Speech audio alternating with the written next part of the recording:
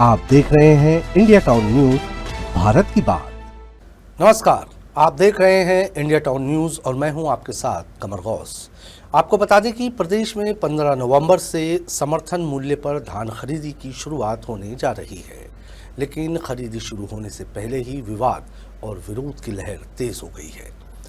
दरअसल राज्य सरकार ने इस बार धान खरीदी में पारदर्शिता लाने के लिए कई बड़े बदलाव किए हैं।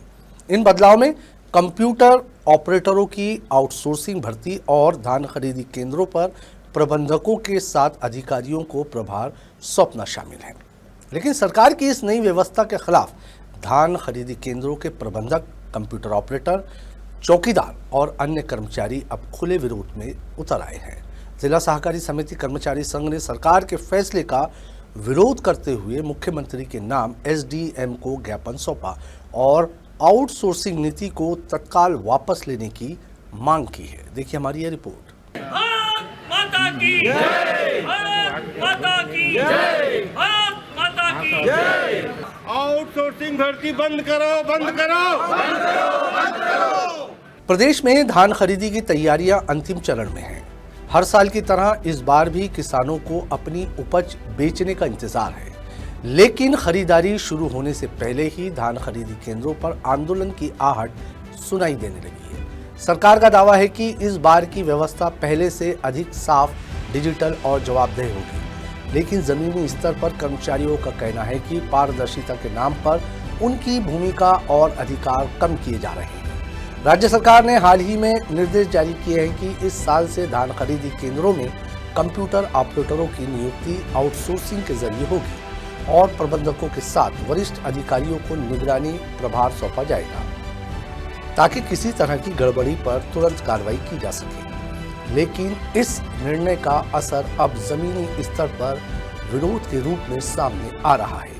अंबिकापुर में सहकारी समिति कर्मचारी संघ ने आज 1 दिवसीय धरना प्रदर्शन किया और मुख्यमंत्री के नाम एसडीएम को ज्ञापन सौंपा। कर्मचारियों ने साफ कहा कि धान खरीदी की व्यवस्था में पहले से काम कर रहे प्रबंधक और ऑपरेटरों को हटाकर आउटसोर्सिंग से नए लोगों की भर्ती करना अनुचित और असंगत है। कर्मचारियों का कहना है कि वे सालों से धान खरीदी प्रक्रिया का हिस्सा है और सिस्टम को भलीभांति समझते हैं। ऐसे में नए लोगों को लाकर न सिर्फ प्रक्रिया में भ्रम और अव्यवस्था पैदा होगी, बल्कि भ्रष्टाचार और तकनीकी गड़बड़ियों की संभावना भी बढ़ जाएगी। मांग है जैसे अभी कंप्यूटरों का आउटसोर्सिंग भर्ती कर रहे हैं, धान खरीदी में जैसे प्रभारी की जगह एक ठोआ और उसके साथ में शासकीय स्तर के कर्मचारी 2 मिलकर काम करके बोल रहे हैं, तो ये सब हम करने के लिए तैयार नहीं। सरकार ये चाहता है तो सरकार उसी को दे पूरा जवाबदारी, खरीदी से लेकर उठाव तक। हम सिर्फ समिति काम करेंगे, धान खरीदी नहीं करेंगे और पूरा जिला नहीं करेगा। भाई 18 साल पहले ऑपरेटर हम भर्ती किए, उसको कहाँ करेंगे? वो भी तो भाई कर्मचारी है, माध्यम से उन लोगों को रखे हैं। 18 साल से लोग काम कर रहे हैं, उसको आज निकाल रहे हैं, कहाँ जाएंगे वो लोग? दूसरी बात यह है कि हमारे जिला में आज 15 साल से 0 शार्टेज देते आ रहे हैं, 10-11 से आज तक कहीं भी कोई कमी नहीं। तो मैंने दूसरे को रखने की क्या जरूरत है? सरकार को भरोसा नहीं है हम पे, तो खरीदी कोई शासकीय कर्मचारी से कराए। कर्मचारियों ने चेतावनी दी है कि यदि सरकार ने उनकी मांगों पर जल्द ध्यान नहीं दिया तो आंदोलन को राज्य स्तर पर विस्तार दिया जाएगा। संघ ने बताया कि आज जिला स्तर पर ज्ञापन सौंपा गया है। 28 अक्टूबर को संभागीय स्तर पर प्रदर्शन किया जाएगा और 3 नवंबर से अनिश्चितकालीन हड़ताल शुरू की जाएगी। अंबिकापुर ही नहीं बल्कि सरगुजा, बिलासपुर, करवधा, गरियाबंद और महासमुंद सहित कई जिलों में भी सरकारी समितियां कर्मचारियों ने विरोध प्रदर्शन किया है।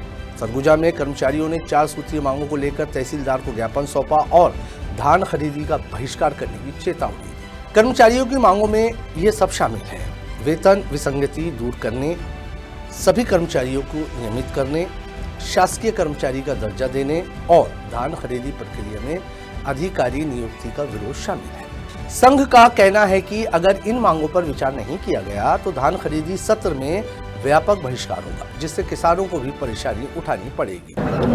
हमारी 4 मांग है। मध्य प्रदेश सरकार के द्वारा हर समितियों को हर साल 3-3 लाख रुपए दिए जा रहे हैं, वो हमको दिया जाए।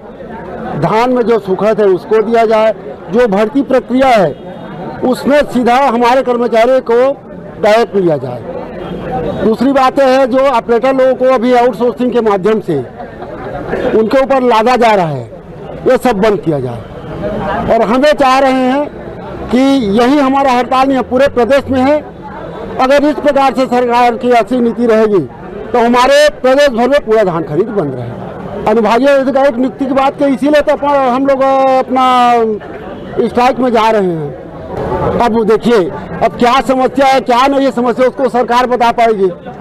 हम लोग अभी धान खरीदी जो चालू होने वाला है शासन का, हम शासन के नीति का विरोध नहीं कर रहे हैं।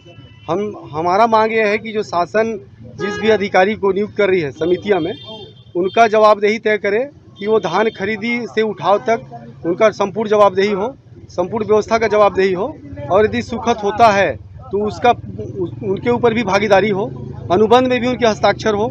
ये हमारी मांग है। मांगे पूरी नहीं होती तो क्या करेंगे? हम लोग जो हमारा छत्तीसगढ़ सहकारी जो संघ है उनके तत्वाधान में जो उनका निर्णय होगा वो हमारी निर्णय होगी और हम अनिश्चितकालीन हड़ताल पे जाएंगे। वहीं प्रशासनिक सूत्रों का कहना है कि सरकार की मंशा धान खरीदी में पारदर्शिता और जवाबदेही बढ़ाने की है। पिछले कुछ वर्षों में धान खरीदी से जुड़ी कई शिकायतें सामने आई थी। फर्जी किसान पंजीयन, गलत तौल, भ्रष्टाचार और अनियमित भुगतान जैसी इन्हीं समस्याओं को रोकने के लिए इस साल कंप्यूटराइज ट्रेनिंग सिस्टम और प्रशासनिक निगरानी बढ़ाने का फैसला लिया गया है। जानकारों का कहना है कि पारदर्शिता जरूरी है, लेकिन नीति बनाते समय जमीनी हकीकत और कर्मचारियों की चिंता को ध्यान में रखना भी उतना ही आवश्यक है। और समिति प्रबंधक के द्वारा क्या बोलते हैं ज्ञापन सौंपा गया है 4 सूत्री मांगों को लेके।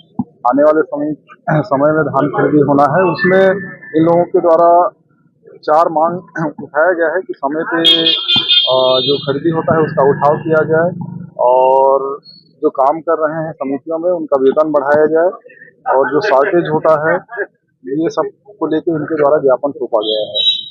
आगे हड़ताल में जाने वाले चूँकि इनका द्वारा ये ज्ञापन सौंपा गया है, ज्ञापन को भेज दिया जाएगा और उच्च अधिकारियों से अवगत कराया जाएगा। वहीं किसानों की राय इस मुद्दे पर बटी हुई नजर आ रही है। कुछ किसानों का कहना है कि अगर खरीदी केंद्रों पर कर्मचारियों की हड़ताल हुई तो इसका असर सीधा धान खरीदी की गति और भुगतान प्रक्रिया पर पड़ेगा। वहीं कुछ किसान मानते हैं कि अगर नया सिस्टम सही तरीके से लागू हुआ तो इससे भ्रष्टाचार और बिचौलियों की भूमिका खत्म होगी। तो एक तरफ सरकार पारदर्शिता और डिजिटल मॉनिटरिंग की बात कर रही है, वहीं दूसरी तरफ सरकारी समितियों के कर्मचारी अपने हक और स्थायित्व की लड़ाई लड़ रहे हैं। अब सवाल यह है कि क्या सरकार और कर्मचारी संघ के बीच ये टकराव धान खरीदी के सुचारू संचालन को प्रभावित करेगा या फिर प्रशासन इस विवाद को सुलझाकर किसानों को राहत पहुंचाने में कामयाब रहेगा। प्रदेश में 15 नवंबर से धान खरीदी शुरू होने जा रही है, लेकिन उससे पहले ही धरना, ज्ञापन और बहिष्कार की चेतावनी ने इस पूरी व्यवस्था पर सवाल खड़े कर दिए हैं। आज की हमारी इस खास रिपोर्ट में फिलहाल इतना ही। मुझे दीजिए इजाजत और आप देखते रहिए इंडिया टाउन न्यूज़, भारत की बात। नमस्कार। आप देख रहे हैं इंडिया टाउन न्यूज़, भारत की बात।